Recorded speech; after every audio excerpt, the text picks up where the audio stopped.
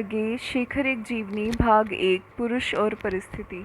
अब तक हमने देखा कि शेखर की नई मित्र मंडली बन गई है और वो उन्हीं के साथ विचार विमर्श करता है।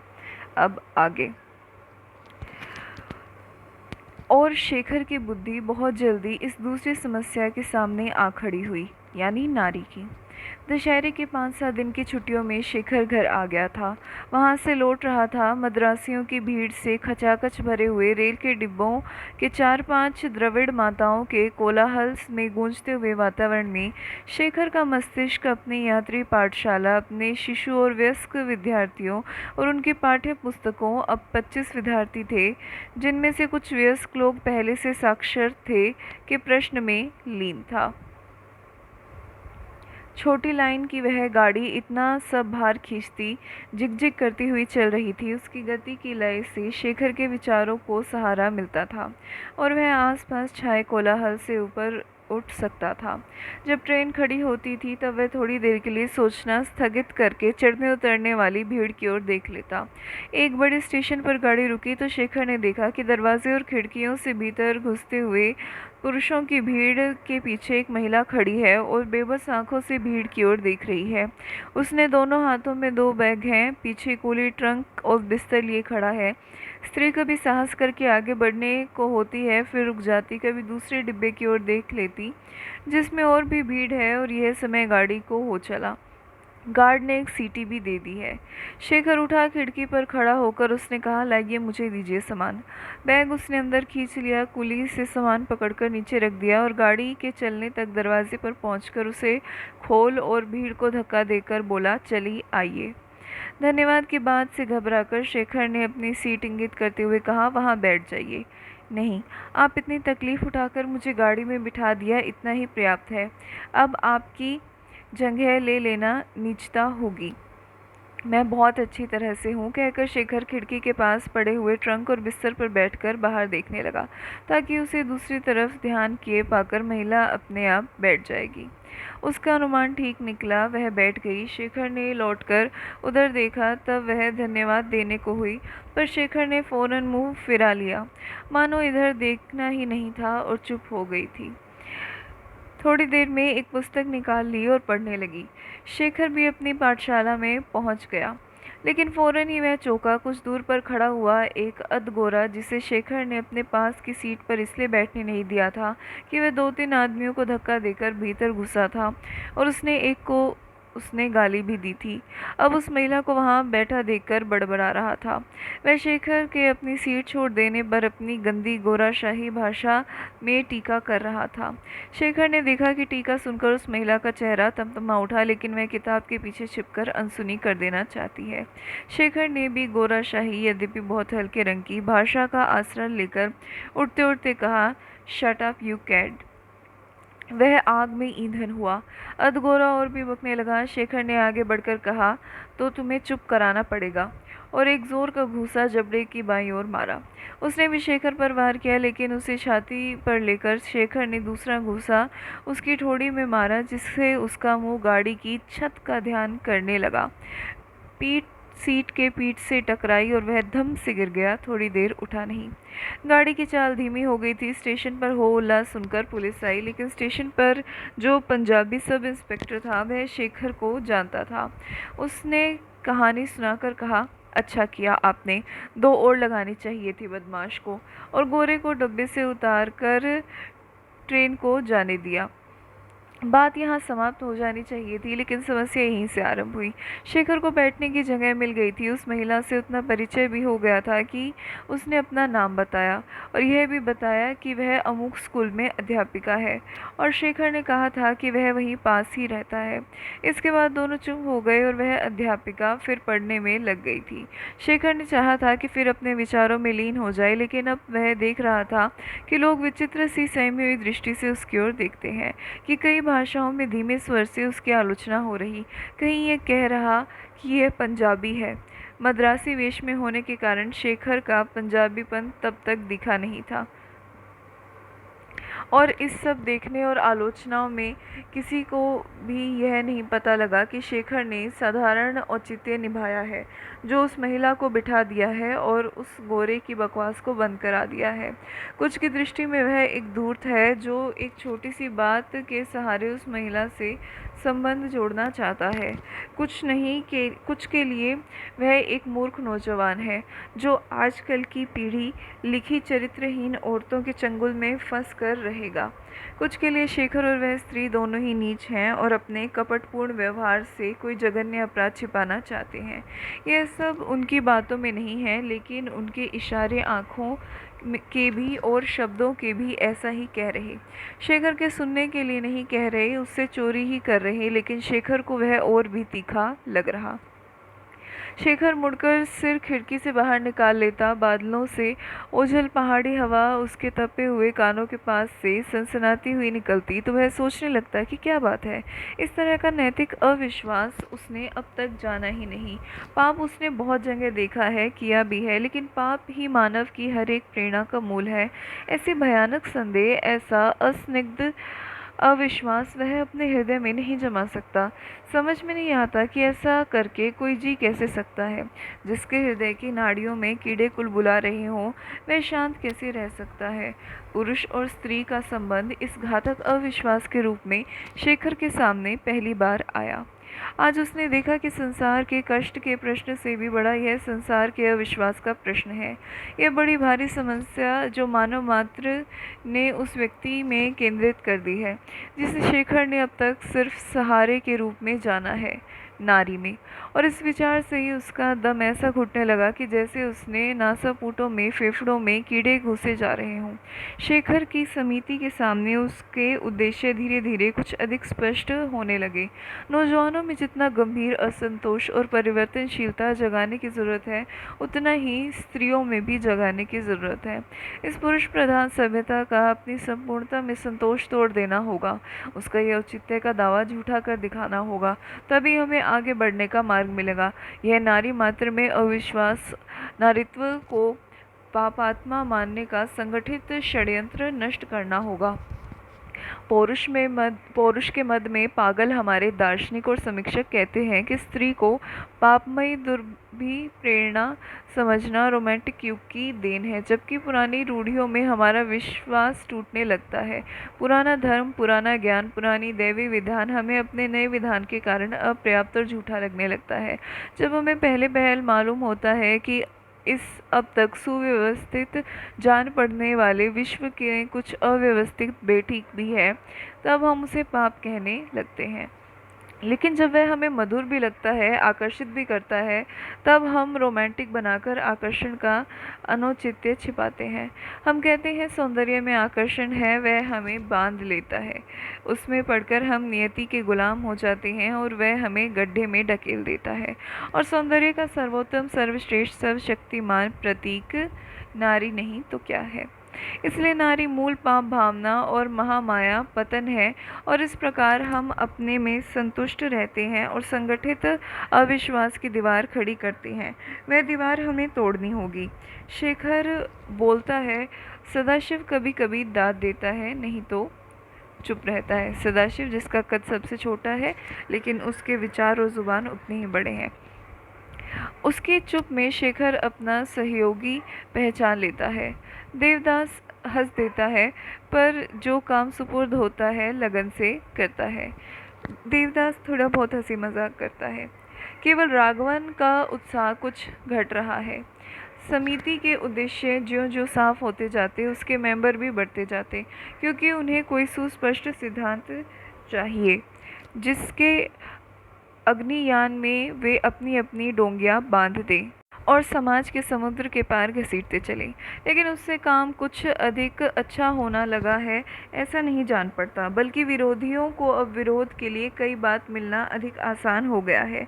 फिर भी ये अनेक तरह के जाल जंजाल काटता हुआ और काला धुआं उगलता हुआ अग्नि यहाँ चला ही जा रहा, और उसका कप्तान शेखर सदाशिव जैसा सहकारी पाकर अपने को धन्य मानता। शेखर और उसके साथियों का एक दिन एकाएक ही नामकरण हो गया एंटीगोनब क्लब। बात यूं हुई, समिति बहस मुआवजे के बाद धीरे धीरे इस नतीजे पर पहुंच रही थी कि उनका युवक समाज स्त्रियों के प्रति वही भाव रखे जो एक आदरणीय अतिथि के प्रति रखा जाए। वे रहे कुछ अपरिचित ही, लेकिन सम्मान पाए, कष्ट में सहायता पाए, विपत्ति में संरक्षण पाए, और इतना सब होते हुए भी स्वाधीन रहे, किसी तरह उन्हें प्रतिबाधित न हो। अपनी ओर से शेखर ने यह भी तय किया कि वह विवाह नहीं करेगा, उसकी बात भी नहीं सोचेगा। इस निश्चय पर पहुंचने के बाद उसने हॉस्टल के एक ओर लगी हुई बेल के नीचे एक छोटी सी मीटिंग सी की थी। उसमें अपने विचार प्रकट किए थे। जब तक अविवाहित रहने और स्त्रियों के प्रति दूरस्थ भाव का यत्न करने की बात आई, तब तक श्रोता ऊब गए थे और एक एक दो दो करके चले गए थे। रह गए थे केवल उसके 3 मित्र। शेखर फिर भी कहे जा रहा था, आप देखिए, हमारे साहित्य में, कहानी में, उपन्यास में, नाटक में, मंच और पट पर सब जगह आप यही पाएंगे कि लेखक नैतिकता का प्रपंच खड़ा करता है।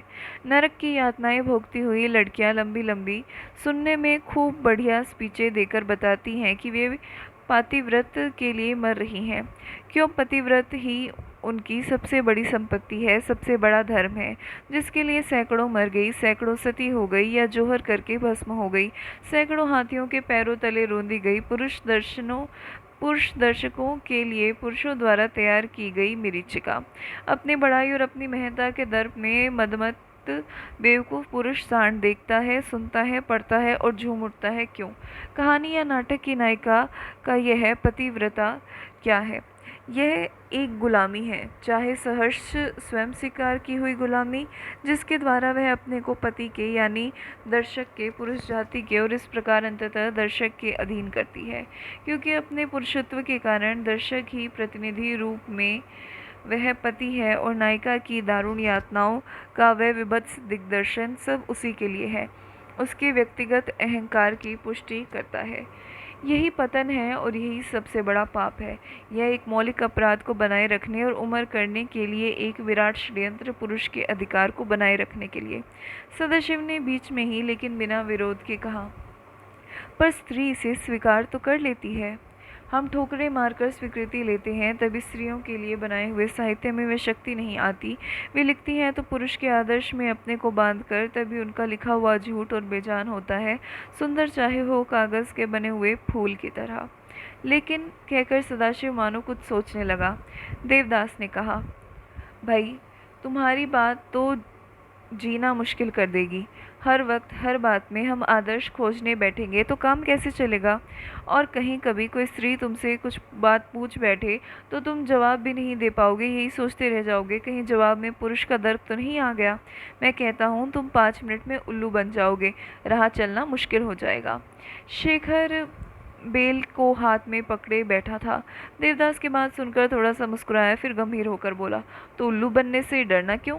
कुछ करना है तो उल्लू बनना ही होगा। हमें चाहिए उसमें भी अभिमान कर सके, अपन अपमान वैसे ही धारण करें जैसे यह बेल इन आरक्त फूलों को। कहकर उसने फूलों का एक गुच्छा तोड़कर चुप बैठे राघवन के बटन में खोस दिया। मजाक में ही औरों ने भी फूल तोड़े और बटन में लगा लिए। हंसी में सभा भंग हो गई। अब चारों जन हॉस्टल में जाने लगे। तब किसी ने एंटीगोनम लता के वे फूल देखकर कहा, यह एंटीगोनम क्लब चला आ रहा है। और क्षण भर में नाम प्रसिद्ध हो गया, स्वीकार हो गया। स्वीकृति से उसमें जो उपहास का डंक था वह टूट गया, लेकिन उपहास ही शांत हो जाए ऐसा नहीं है। क्लब की सदस्य संख्या बढ़ने लगी। शेखर को शक होने लगा कि इस वृद्धि का कारण क्लब के आदर्श नहीं बल्कि क्लब का संकेत वह एंटीगोनम का फूल है। उसने कई बार देखा था, आप राष्ट्र के नाम पर लोगों को बुलाइए, कोई नहीं आएगा, लेकिन राष्ट्रीय झंडा लेकर चलिए तो बहुत लोग नीचे आ खड़े होंगे और अपने कोट के कॉलर में तिरंगा बिल्ला भी लगा लेंगे। फिर भी शेखर के पास कोई उपाय नहीं था और वह पहचान कर सके अग्नि परीक्षा के सिवाय कोई परीक्षा नहीं, और सिर्फ परीक्षा के लिए अग्नि भड़काना उसकी दृष्टि में इतना बड़ा पाप है कि वह अब राम का भी आदर करने में अपने को असमर्थ पाता है। बहुत सोचकर शेखर ने एक हस्तलिखित पत्र निकालने का निश्चय किया जो क्लब के आदर्शों का प्रचार करे। मेंबरों से उसने लेख मांगे और स्वयं भी लिखने लगा। सदाशिव के चित्रण का काम सुपुर्द हुआ। टाइटल के लिए आरक्त एंटीगोनम का एक गुच्छ, भीतर जो उसकी इच्छा हो। अंक करीब करीब तैयार हो गया था और एक बड़ी आतुरता से उसकी प्रतीक्षा हो रही थी। यहाँ तक कि हॉस्टल के कई छात्र इस ताक में थे कि शेखर के कमरे से लिपि उड़ा ली जाए, क्योंकि प्रकाशन के बाद बहुत दिन तक तो मेंबरों में ही चक्कर काटेगा, उसके बाद कहीं उन्हें देखने को मिलेगा। पत्र में इतनी दिलचस्पी है, इससे शेखर बहुत प्रसन्न था, लेकिन उसी प्रसन्नता के कारण उसमें कार्य में विघ्न भी हो रहा था। संपादकीय लेख तैयार नहीं हुआ था और जितनी ही प्रतीक्षा बढ़ती थी उतना ही शेखर का विकल्प क्यों वह चाहता था संपादकीय लेख पढ़कर तहलका मच जाए, क्लब के विरोधियों के मुंह टूट जाए, उपहास गले में घुट जाए। तब एक दिन घटना घटी। राघवन ने कॉलेज में लौटकर बिस्तर बांधना शुरू किया। पूछने पर मालूम हुआ कि उसने उस दिन की छुट्टी ली है और घर जा रहा। क्या बात है, कुशल तो है, एकदम ऐसे जा रहे हो? सब ठीक है, काम से जा रहा हूँ। अरे भाई बताओ तो क्या काम है? बहुत पूछने पर राघवन ने रुकते रुकते कहा, भाई मेरी शादी हो रही है। शेखर ने अचकचाकर कहा, ए? थोड़ी देर बाद कुछ स्वस्थ होकर उसने प्रश्न पूछना आरंभ किया, कब, किससे, कैसे थे, हुई, क्यों, इत्यादि। राघवन पहले तो चुप रहा, फिर उसने बताना आरंभ किया कि पिता ने 5-6 वर्ष पहले सगाई कर दी थी। लड़की बड़े मालदार घर की है। राघवन ने उसे देखा नहीं, न वह शादी करना ही चाहता है, पर पिता जोर दे रहे हैं, तारीख भी तय कर दी है, इसलिए वह जा रहा। तुम्हारी आयु कितनी है? आयु तो काफ़ी है, 20 वर्ष, लेकिन मैं भी। शेखर अब क्रोध नहीं संभाल सका। आयु काफ़ी है यह कहते तुम्हें शर्म नहीं आती? 20 वर्ष के हो गए और अभी इतना दम नहीं कि ज़बरदस्ती शादी होने से रोक दो। नहीं करना चाहते शादी तो क्यों नहीं कहते कि नहीं करेंगे? नहीं, मैं नहीं सुनता, बात एक बार कह दिया तो क्या बहादुरी की? तुम कोई भेड़ बकरी हो कि गले में रस्सी डालकर खींच ले जाएं और बलि दे दें? तुम आदमी हो, आदमी। और तुम कहते हो नौजवानों को दृढ़ बनाए। तुम साथी बने थे हमारे इस काम में कि स्त्रियों को समर्थ बनाए। तुम्हारी स्त्री उस आदमी का क्या आदर कर सकेगी जो उसकी चोटी में गुथे जाने से इनकार नहीं कर सका? क्योंकि मैं इसे शादी नहीं कहूँगा। शादी तो तब होती जब तुम स्वयं अपनी इच्छा से उधर बढ़ते, स्वयं अपनी संगिनी चुनते और फिर सारी दुनिया से लड़कर उसे ग्रहण करते। तुम। राघवन को यह फटकार अच्छी नहीं लगी, झुंझलाए हुए स्वर में बोला, कहना आसान है, माँ बाप की इच्छा के खिलाफ मैं कैसे जाऊँ? उन्होंने मुझे पाला पोसा, बड़ा किया, पढ़ाया। क्या उनके प्रति मेरा कोई ऋण नहीं है? मैं इस बुढ़ापे में उन्हें चोट नहीं पहुँचा सकता। तुम इसे कायरता समझो, मैं नहीं समझता। तुम सा हृदयहीन मैं न हूँ, न होना चाहता हूँ। ऋण? लेकिन 20 वर्ष तक मेहनत करके उन्होंने तुम्हें इस लायक बनाया कि तुम अपने पैरों पर खड़े हो सको, स्वाधीन हो सको। क्या उसके प्रति तुम्हारा ऋण नहीं? मानवता के प्रति तुम्हारा ऋण नहीं है? कल्पना करो कि 20 वर्ष बाद माता पिता यह पाए कि हमने अब तक एक नर नहीं, एक भेड़ की सेवा की है। कल्पना करो 20 साल के विवाहित जीवन के बाद स्त्री यह जाने कि मेरा और इस आदमी का साथ केवल इसलिए हुआ कि इसके पिता ने एक भेड़ मेरे पल्ले बांध दी। मैं ऐसा अभागा पिता या स्त्री हूँ तो आत्महत्या कर लूँ। राघवन तुम। भाई मुझे कुछ मत कहो, मुझसे यह नहीं हो सकता। मैं उनका विरोध नहीं कर सकता। जब तुम्हें ऐसी मजबूरी का सामना करना पड़ेगा तब जानोगे। मजबूरी? हाँ मजबूरी। तब माता पिता को क्यों बदनाम करते हो? मजबूरी उनकी ओर नहीं है, तुम्हारी ओर से है। इस सूट के भीतर दुबकी हुई बिमियाती भेड़ की लाचारी है। शेखर पैर पटकता हुआ बाहर निकल गया। अपने कमरों में जाकर अपने क्लब का पत्र उठाया और संपादकीय के लिए खाली पेज खोलकर सामने रखा, कलम उठाया और लिखने लगा।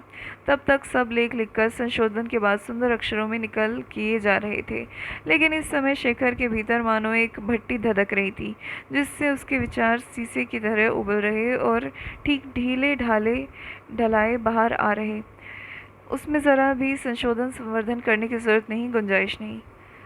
साहित्य में, समाज में, कला में, जीवन में, सब जगह वही मनमोहक आरंभ, वही मनमोहक प्रवाह और अंत में वही गहरी खड। प्राणों का पक्षी उड़ान भरता लगाता है कि वह आशा की छत को छू लेगा, लेकिन एकाएक वह टूटकर गिर जाता है, मानो बिजली की मार से नष्ट हो गया हो।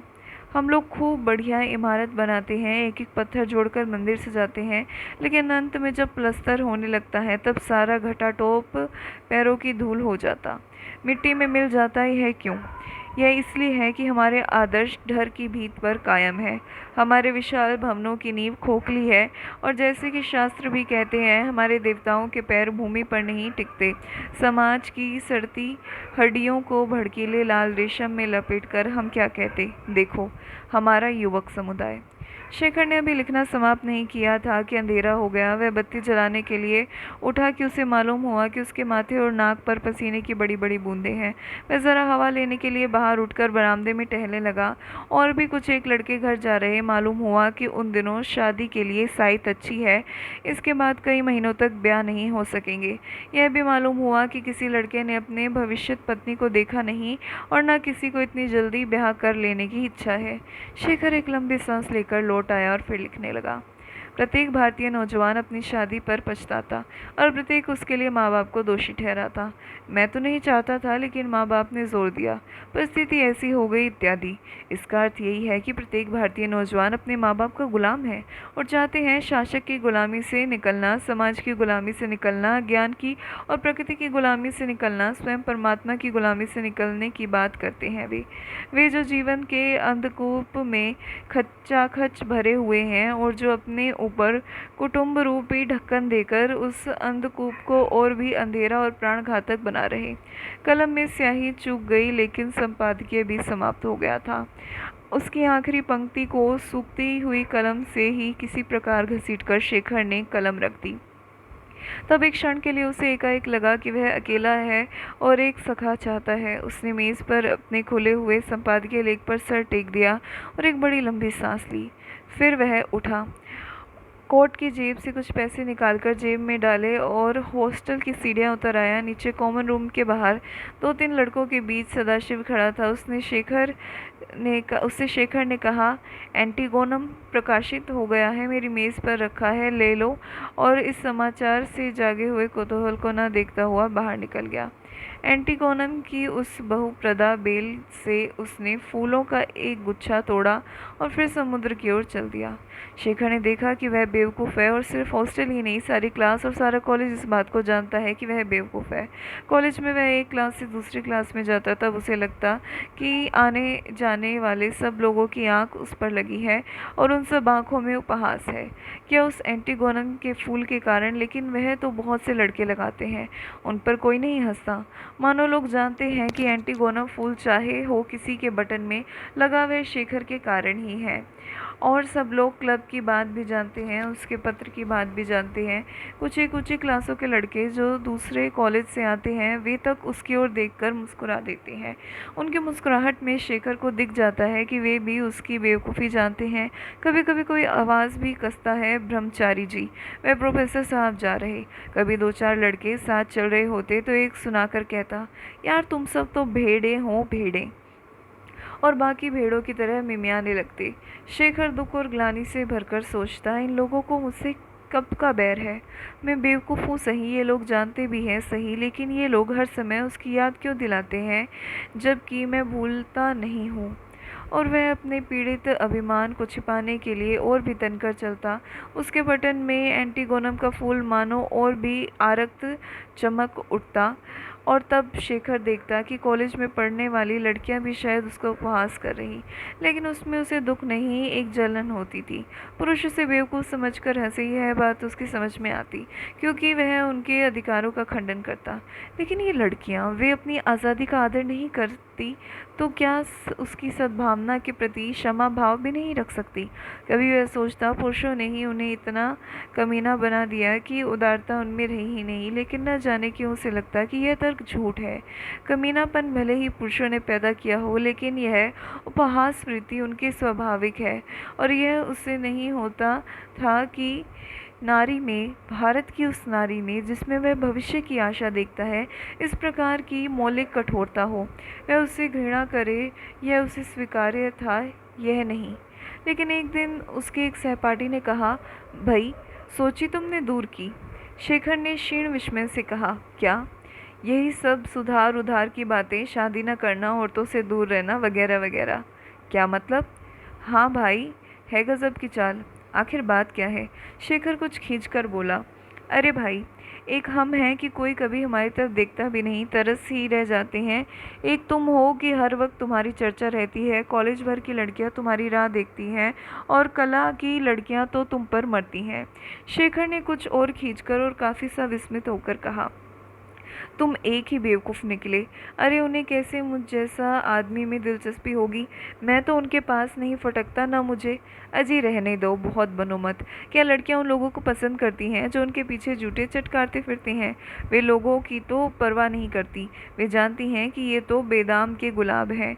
उन्हें वह आदमी पसंद होता है जिसे जीतने में शिकार का लुत्फ आए, कुछ खतरा हो, कुछ तकलीफ हो। तुमको किसी ने लड़की की छां के पास भी नहीं देखा। इससे जो लड़की अपनी किताबें तुम्हारी खोपड़ी पर लाद कर तुम्हें अपने पीछे पीछे घसीट सकेगी, वह अपने को रानी क्रिस्टीना से कम नहीं समझेगी। तुम निश्चय मानो, तुम्हारे पांचों घी में है।